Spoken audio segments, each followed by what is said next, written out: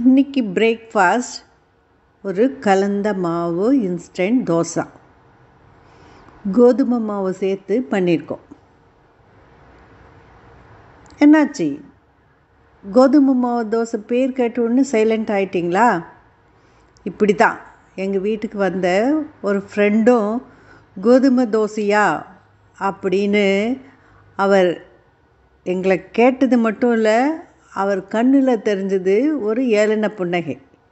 ஆனால் இந்த தோசையை சாப்பிட்ட உடனே அவர் சாப்பிட்ட தோசைக்கு கணக்கே இருக்காது. இந்த தோசையை எப்படி டேஸ்டியாக பண்ணோம், எதுக்காக அவர் அத்தனை தோசை சாப்பிட்டார், வாங்க நீங்களும் பார்க்கலாம்.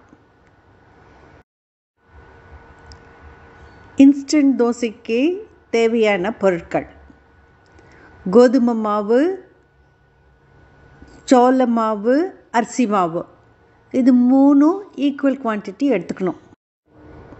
புதினா, பச்சை மிளகாய் சேர்த்து அரைச்ச விழுது, உப்பு, மிளகுப்பொடி, ஜீரகப்பொடி,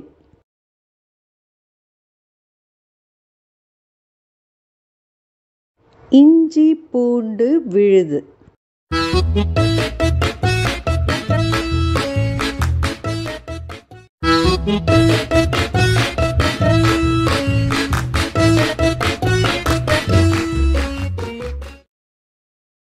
one cup oil with 1 teaspoon ghee. நல்லா மிக்ஸ் பண்ணிவிட்டு அதில் தோசை ப்ரிப்பேர் பண்ணால் நல்லாயிருக்கும்.